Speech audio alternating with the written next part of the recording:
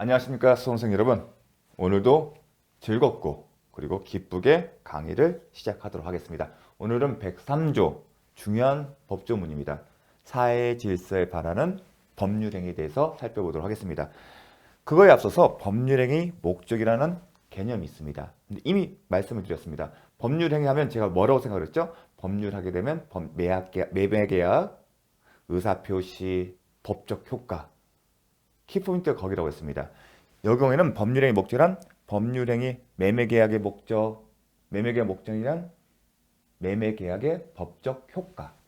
매매계약의 법적 효과는 부동산 매매계약의 법적 효과는 소유권 이전 등기 매매대가 지급이 핵심이겠죠. 그리고 법률행위 내용들, 사적 자치의 원칙에 따라 당사자가 협의를 통해서 제한 없이 정할 수 있는 게 원칙이다. 하지만 경우에 따라서는 제한을 한다. 그러한 경우가 103조가 있다고 말씀을 드렸습니다. 그 이유는 도저히 용납할 수 없는 정의의 관념이라 아니면 선량 풍속에 비춰봤을 때 사회적으로 용납될 수 없기 때문입니다. 그렇게 하는 것이 또 정의에 부합하고, 자, 그러한 내용들을 이제 자습서 21페이지에 길잡이에 적어 놓았습니다. 이 내용은 제가 지금까지 가면서 군데군데에서 설명을 드렸기 때문에 충분히 이해할 수 있습니다. 그러면 본론에 들어가서 103조. 이 103조의 조항 자체는 암기를 하십시오. 어떻게 되어 있죠? 선량한 풍속, 기타 사회 질서에 위반한 사항을 내용으로 하는 법률 행위는 무효로 한다. 우리가 줄여서 반사회 질서의 법률 행위라고 합니다. 그래서 그 효과가 무효다. 반사회 질서의 법률 행위는 무효다. 근데 또 하나 기억할 게 뭐냐면 108조, 109조, 110조, 541조와 비교했죠. 제가 저번 강의 시간 때 단서 규정, 선의 제3자를 보호한다, 제3자를 보호한다는 규정이 없습니다. 그리고 무권대리 추인이나 무권리제 처분행위의 추인을 설명할 때 이 무효는 확정적 무효다. 이런 말씀을 드렸습니다. 그렇게 하는 이유가 있겠죠. 추인과 관련해서.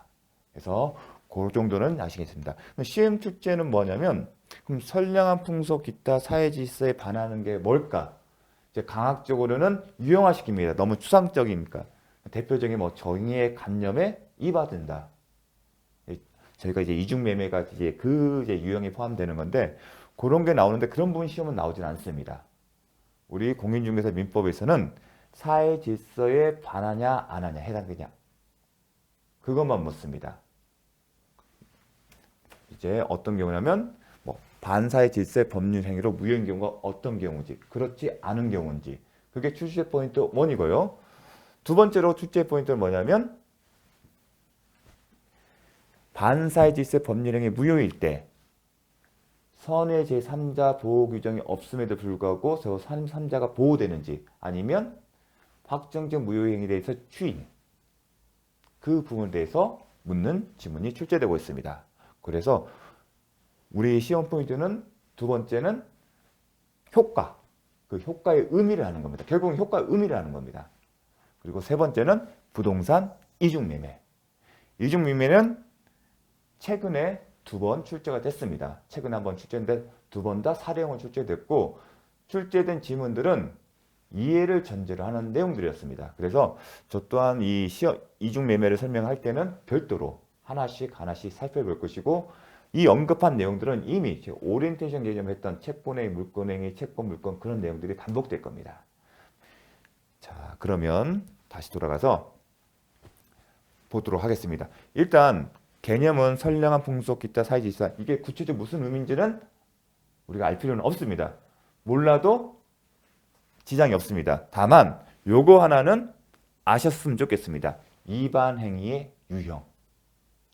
자, 선량한 풍속 기타 사회 질서 위반인데 과연 법에는 법률 행위의 내용, 법률 행위의 내용이 사회 질서에 선량한 풍속 기타 사회 질서에 위반할 때 뭐가요? 법률 행위 내용이 반사회 질서인 경우에 무효가 된다고 했습니다. 그런데 대법원 판례는 유형이라는 제목 하에 총 5가지를 언급하고 있습니다. 이 법률행위 내용이 뭐였죠? 목적은 법적 효과예요. 매매 계약을 통해서 달성하고자 하는 목적 뭐였죠? 소유권 이전 등기, 부동산이기 때문에 아니면 매매 지급, 그러한 내용들이 반환갑니다. 법적은 그렇게 되어 있습니다. 하지만 유형은 이렇게 되어 있습니다. 내용 자체가 첫 번째 반사회 질서, 이미 언급했죠. 이게 가장 법조문에 부합하는 내용입니다. 근데 그 밖에 이런 내용들이 있습니다. 나와 다가 있습니다. 어떤 내용이냐? 내용 자체가 아니라 이 법률행위 내용 자체는 문제가 없는데 다른 사정이 부과돼서 무효가 되는 경우도 하나의 유형이다. 상당히 중요한 개념이다. 대법원 판례는 이런 유형에 포함되냐 안 되냐를 가지고 판단하고 있습니다. 이 유형을 벗어나면 103조 위반의 문제라고 보지를 않습니다. 그래서 이 유형 자체는 기억을 하셨으면 좋겠습니다. 내용 자체가 아니라 다른 사정이 부과되 무효. 자, 법률적으로 이를 강제함으로써 무효되는 경우. 예컨대 많이 드는 예는 어떤 경우에도 이혼을 못하겠다. 그런데 이제 이와 관련해서 출제되는 지문은 없습니다. 유형은. 또 하나, 반사의 질서에 해당하는 조건이 결부된 경우. 불법 조건이라고 합니다. 나중에 조건에 있을 때, 나중에 그 부관에서 한 번 더 언급이 됩니다. 요거는 기억을 잘 하셨으면 좋겠습니다. 반사의 질서에 해당하는 조건이 결부된 경우에. 또 하나는 반사의 질서에 해당하는 금전적인 대가가 결부된 경우. 또 이렇게 표현합니다. 금전적인 대가가 결부됨으로써 비로소 사회 질서에 반하는 경우다. 요 유형이 많이 나옵니다. 사실은 이제 우리 시험에 출제되는 그 기초지문들은 이 둘에 해당 경우가 많습니다. 그래서 2, 3번은 이런 유형이 있다는 것을 머릿속에 5가지는 기억을 하셨으면 좋겠습니다. 마지막으로 동기의 불법. 포인트는 이겁니다. 이것 자체는 시험에 출제된 바 있습니다. 표시되거나 상대방에게 알려진 법률행위의 동기가 사회의 질서에 반하는 경우. 동기는 여기서 의문을 가지셔야 합니다. 제가 의사표시를 언급할 때 의사, 그 다음에 표시 해놓고 내심적으로 결정하고 계약서에 내심에 내가 이렇게 하겠다. 부동산을 매수해서 뭐 하겠다. 근데 그 앞에 그 동기에서 뭐라고 설명했죠? 저 땅 사서 거기에다가 건물 짓겠다. 그 동기였죠. 그런데 이 동기는 의사표시가 아닙니다. 원칙적으로.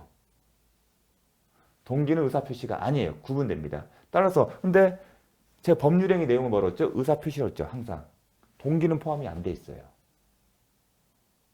그러면 엄밀한 의미에서는 법률행위 내용, 가와 나항에 해당되지 않습니다. 하지만 우리가 사회 현상을 보게 되면, 거래 현상을 보게 되면 오히려 동기의 불법인 경우가 많아요. 이거를 규율할 필요성이 많은 겁니다. 그래서 대법원 판례는 어떤 이론적인 문제점이 있음에도 불구하고 동기의 불법이라는 것을 인정합니다. 법률행위 내용이 아님에도 불구하고. 그래서 무슨 동기가 표시되거나 상대방에게 알려지면 그 내용 자체는 법률행위 내용이 된다. 이렇게 포섭의 가정도 포함이 되는데 그럼에도 이론적으로는 계속적으로 의문이 있습니다. 그래서 제가 이렇게 설명을 드린 이유는 이런 현실적 필요성 때문에 이게 생긴 경우다. 나중에 이것도 일관되지가 않아요. 제가 보여드릴 겁니다. 그래서 동기는 의사표시는 아니지만 정책적인 차원에서 인정되는 하나의 분야입니다. 이게 또 어디서 나오냐면 착오에서 나옵니다. 착오 또한 내용상의 착오나 표시상의 착오보다는 동기 착오가 더 많습니다.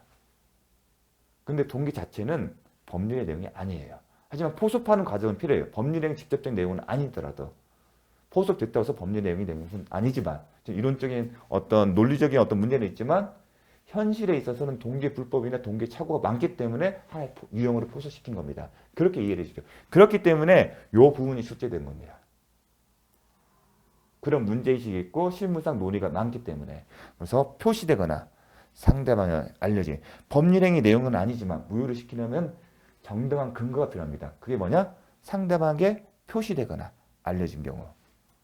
상대방이 모르는 경우에 단순히 동기 불법이 있다는 이유로 무효를 시킨다는 것은 적절하지 않기 때문에. 예컨대 도박 채무 변제의 목적이라는 걸 생각하면 됩니다. 상대방이 그걸 몰랐는데 무효시킨다? 이상하지 않습니까? 그게 무효를 시키는 하나의 근거 조항인 겁니다. 그래서 동계불법, 그래서 이 지문 표시되거나 상대방에게 알려지는 이 부분을 묻는 지문이 간혹 출제되고 있습니다. 자, 유형 정확하게 기억을 해주십시오. 자, 시험 출제 포인트. 이제 대부분 이제 여기서 나옵니다. 무효인 경우, 반사회 질서의 법률로 무효인 경우. 자, 뭐가 나오냐면 부첩 관계를 청산하는 대가로 일정한 돈을 지급하기로 한 합의. 일정한 돈을 지급한다는 내용은 돈을 준다는 게 법률의 내용인데 뭐가 붙었죠? 부첩 관계를 청산하는 대가. 그러니까 이런 조건이라고 하거든요. 대가이기 때문에. 아니면 이렇게 표현합니다. 조건을 반사회, 부척관계 청산, 부척관계 이 부분에 포인트를 두게 되면 반사회 질서와 관련된 거고요. 또 어떤 표현이면 청산이라는 표현이 되기 때문에 금전적인 대가가 결부되면서, 그래서 포인트는 유형을 제가 설명드린 겁니다. 그 둘 중에 하나로 설명됩니다. 부척관계 포인트를 두시고 합의는 무효이다. 사회질서 받는다. 그렇게 기억하십시오. 소송에서 증언할 것을 조건으로 통상 용인되는 수준을 넘는 대가를 지급.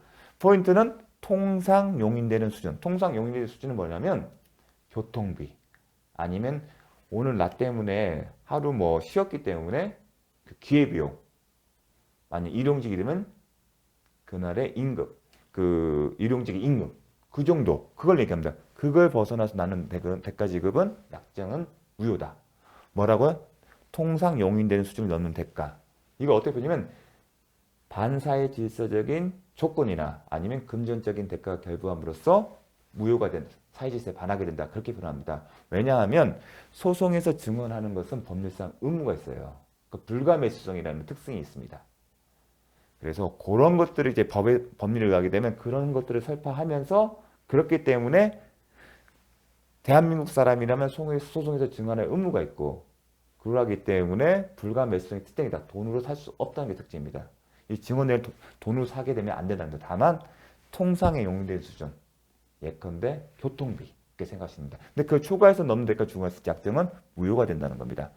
공무원의 직무에 관해 청탁하고 그 대가로 돈을 지급한, 청탁하고 그 대가 지급하는 건 당연히 약정도 사회질서에 반합니다. 이것도 공무원의 직무의 청렴성과 불가매수성, 거기에 포인트입니다. 이 부분은 이렇게 어렵진 않을 겁니다. 기억하시는 게. 그리고 형사사건에서도 성공보수 약정. 무슨 사건이요? 포인트는 형사사건의 성공보수입니다. 형사사건은 어떠한 결과를 대가로 얼마를 주겠다는 겁니다. 예컨대 불기소 처분, 아니면 기소가 됐더라도 징역형이 아닌 벌금이 나오는 조건으로 나오게 되면 얼마를 주겠다는 약정인데, 대법원 판례는 이 부분도 사회질서에 반한다고 판시를 했습니다. 이 부분 되게 이슈가 있었죠. 그래서 시험에 나옵니다. 실무가 입장에서 상당히 중요한 판례였기 때문에. 근데 비교할 게 뭐냐면 민사사건이요. 민사사건의 경우에는 민사사건에서 성공보수 약정은 유효하다. 이게 구별해서 아셔야 합니다. 과도하게 중한 위약벌 규정. 위약벌이라는 게 있습니다. 위약금과 구별되는 개념입니다. 위약금과는 구별을 하셔야 합니다. 위약벌입니다. 자, 채무를 불이행하거나 아니면 불법 행위를 하게 되면 손해배상 책임이 있습니다. 그것과 별개로 별도로 금전적인 페널티를 주는 겁니다. 근데 위약금은 손해배상이에요. 채무불이행, 특히 채무불이행, 손해배상 예정이라고 하죠. 한 번만 채무불이행을 전제했을 때 위약금 약정이면 손해배상 명목 딱 하나만 주면 돼요. 근데 위약벌의 경우에는 두 개를 준다고 생각하시면 됩니다. 그래서 근데 위약벌 약정 자체가 무효인 건 아니고 뭐라고요? 과도하게 중한. 과도하게 중한이 포인트입니다. 위약벌 약정은 유효합니다. 어떨 경우에 무효다? 과도하게 중한 경우입니다. 자, 수사기관에서 참고인으로서 자신이 알지 못하는 내용에 대한 허위 진술하고 대가 제공받고, 딱 답이 나오죠. 허위 진술하고 대가를 받고, 이 약정은 무효입니다. 부적 관계의 종료를 해제 조건으로, 요거 포인트 하는 증여계약. 증여계약이 이제 법률의 내용이죠. 법률의 내용인데 뭐가 붙었어요? 부적 관계의 종료를 해제 조건은. 이거는 불법이에요. 제가 아까 불법의 조건이 나온다고 했었죠. 부관에서 그 케이스입니다. 상당히 중요한 지문인데 포인트가 뭐냐면 이 조건만 불법인 조건만 무효가 되는 게 아니라 불법 조건을 내포하는 법률행위 전체가 무효가 된다. 그게 포인트입니다. 시험에 나오는. 조건이 불법의 경우 조건만이 무효인 것이 아니라 증여계약 자체가 무효가 됩니다. 왜냐하면 이 조건과 증여는 한 몸이기 때문에 나눌 수 없는 일체성이 있습니다. 그런 특징이기 때문에 이 조건은 의사표시다. 그리고 부관에서 말하는 조건은 법정 조건은 아니다. 조건이 아니다. 그런 개념들이 나오는 겁니다. 이 부분 정말 잘 나옵니다. 다음에 도박채무를 변제하기 위하여 도박채무 변제하기 위하여 도박채무 변제 나오게 되면 무효다 이렇게 생각하시면 됩니다. 채권자와 체결한 토지양도계약 도박자금에 제공할 목적으로 금전을 대여하는 얘기. 이 경우가 동계불법입니다. 상대방이 알려진 거잖아요. 채권자가 도박자금을 제공했기 때문에. 그 다음에 처음부터 사고를 가장하여 보험금을 취할 목적으로 체결한 보험계약. 최근에 지금 자주 축제가 됐습니다. 그런데 이건 유형에 들어가지가 않아요. 사실은 동계 목적이거든요. 보험금 계약이 기본적으로 법률행위 내용이에요. 그런데 처음부터 보험사고를 가장하여 보험금을 취할 목적. 이게 동계예요. 아까 동계불법에서 뭐라고 했습니까? 표시되거나 알려진 경우예요. 그런데 법률행위 당시 항상 판단 기준은 이게 표시되거나 알려진 것은 어느 시점 기준이면 항상 법률행위 시예요. 그럼 법률행위 시는 보험이니까 보험계약 체결 당시에 그러한 표시되거나 이런 목적이 표시되거나 알려져야 하는데 그런 경우는 없을 겁니다. 처음부터 그런 것을 알려졌으면 보험계약을 체결을 안 할 거니까요. 나중에 결과를 보니까 그런 거겠죠. 그래서 동계불법에 포함도 안 되는 겁니다. 이제 동계불법의 유형에 포함시켜야 하는데 그 이론에 따르면 표시되거나 알려졌는데 딱 맞지가 않아요.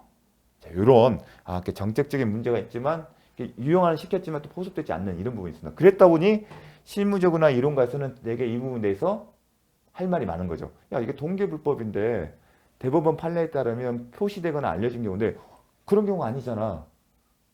그래서 쟁점이 있는 겁니다. 그래서 출제가 되는 겁니다. 제가 처음에 시험 말씀드렸죠. 출제 그냥 아무 데서 내는 게 아니라 정말 의미가 있는 지문들을 출제하고 있다고. 마찬가지로 보험계약자가 오로지 보험사고 가장하여 다 나쁜 의미잖아요. 보험금을 취득할 목적으로 선의의 보험자와 체결한 생명보험계약. 몰랐단 얘기예요. 이것도 동계불법 유형이지만 딱 맞지가 않아요. 그럼에도 불구하고 대법원 판례는 무효를 시킵니다. 왜냐하면 그런 정책적인 보험이라는 것은 여러 사람이 돈을 모아서 피해자를 구제하는 거예요. 그런 어떤 정책적이고 공익적인 성격이 강하기 때문에 무효를 시킨 겁니다. 이론적으로 맞지 않더라도. 자, 다수의 보험계약을 통하여 보험금을 부정취득. 이런 경우도 보험과 관련해서 그래서 동계 다 불법이지만 표시되거나 알려지지 않았다 하도록 무효를 시키고 있습니다. 중요한 내용입니다. 자, 그 다음에 이 부분. 이중매매겠죠? 자, 포인트 잘입니다. 누구의 배임행위? 매도인의 배임행위에. 누가? 매수인이 적극하다하여 이루어진 토지의 이중매매 계약. 이거는 그냥 입에 붙이십시오. 매도인의 배임에게 적극하다면 누가? 매수인이. 앞에 빠졌어요. 매수인이 매도인의 배임행위에 적극하다마요.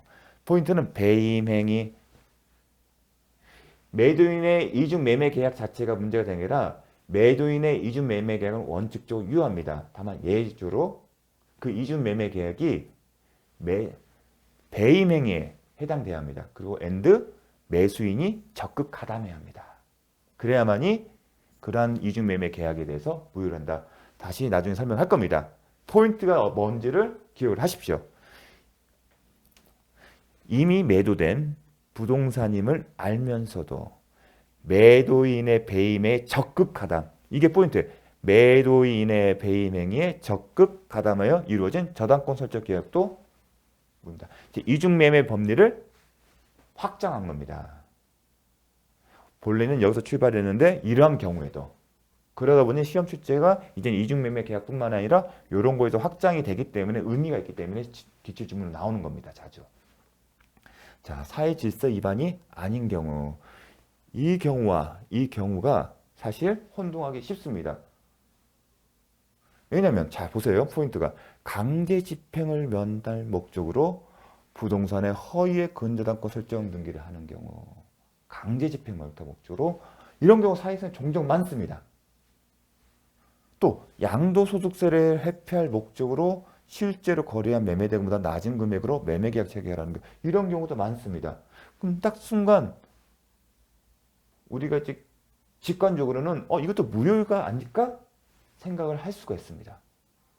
사실 저도 처음에 법을 접할 때 이게 제일 이해가 안 됐어요. 딱 직관적으로 봤을 때는 앞에서 무효인과 비교했을 때 사회질서에 반하는 유형에 포함시켜야 아닐까 하는 생각이 많이 드는데 오히려 이거는 아니라고 해요. 직관적으로는 무효일 것 같은데 아니에요. 그러다 보니까 많이 나와요. 여러분도 이게 아마 공부를 하시다가 초보자, 특히 초보자 아니면 어느 정도 공부하시면 또 나중에는 암기를 해서 하도 자주 나오니까 암기를 해서 이제 알고 있을 뿐이지 이 부분에 대해서는 지금도 퀘스천 마크일 거예요. 근데 이유가 있어요. 자, 그 이유는 잠시 쉬었다가 보도록 하겠습니다.